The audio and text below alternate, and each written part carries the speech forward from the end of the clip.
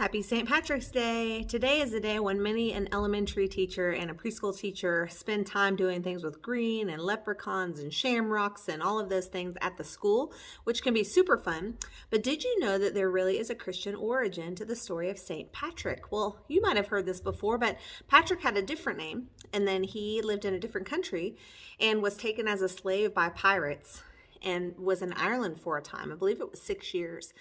And during that time, he worked hard and all of that, and then eventually went back home where he studied and became a priest and became a bishop and was named Patrick. His name changed. And so then he, in a dream, was told or had a feeling or a vibe or something to go back to Ireland to tell the people about God. So he actually was a missionary to Ireland. So the story of St. Patrick, he did become a saint.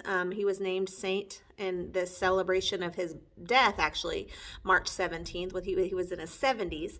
And that's why we celebrate St. Patrick's Day today.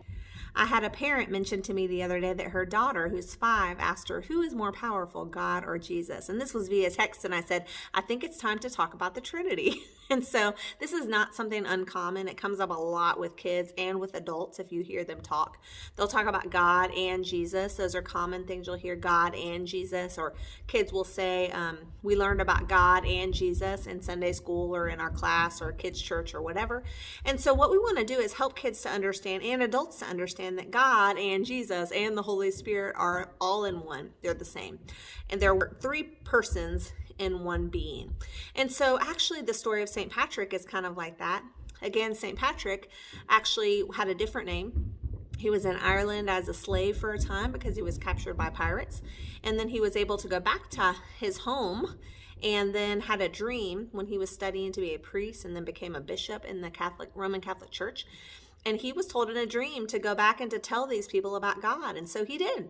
And part of the legend there is about clovers and about 4-leaf clovers being lucky and things like that. But the story goes that St. Patrick actually used a clover to tell the story of the Trinity. Trinity, if you'll remember, T-R-I, is the prefix that means 3. So like a tricycle or things like that. So the Trinity is the God 3 in 1. It's not 3 different gods. It's 3 in 1. 3 persons in one. You might say 3 personalities. You might say 3 minds in one. No one is better than the other. So that's the answer to my friend's question.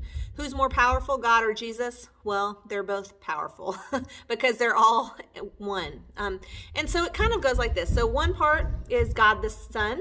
One part is God the Father, one part is God the Holy Spirit, but it's all one clover or all one shamrock.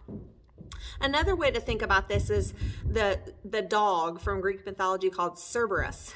And this is a 3-headed dog. You might have seen this if you watch the Harry Potter series.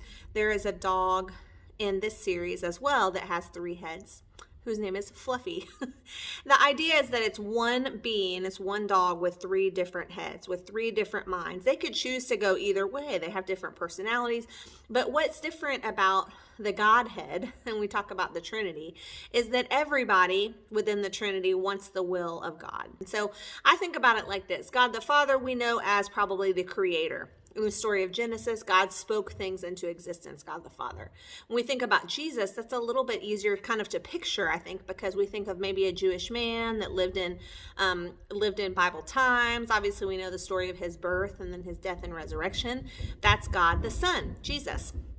And then we know God, the Holy Spirit, is who comes to live inside of us when we become Christians. So some people say Jesus comes and lives in my heart. A lot of times those are used interchangeably, Jesus and the Holy Spirit. But the idea is that he comes to live within us and to tell us the difference between right and wrong, when we're sinning, when we're doing the right thing, when we should do something, like how Patrick was told in a dream to go to Ireland and tell the people about God. And so I just wanted you to think about that today as you explain these to your children. They're not 3 different gods. It's not God and Jesus and the Holy Spirit. It's God. God the Father, God the Son, and God the Holy Spirit. When you say creeds in church, if you ever do that, if you have a church that says, I believe in God the Father, maker of heaven and earth, and Jesus Christ, his only Son, our Lord, and you go through the whole thing, the Apostles' Creed or one of those, you'll mention those 3 things. Oftentimes we pray in the name of Jesus. It's a powerful name. We pray in the name of Jesus. Even Jesus prayed. And so that's another example of that whole Trinitarian thing when he was in the garden, or other times in his life on earth when he would go up to a mountain oftentimes to pray by himself. Jesus prayed to God the Father. And so it's an interesting thing. It's something that it's a little complicated, but at the same time, we can understand it. God's given us abilities to understand. But when your kids say things like God and Jesus, just gently correct them and say, oh, do you mean God the Father and God the Son? Or when they say Jesus, you can say God the Son, and help them kind of understand that language and get used to it.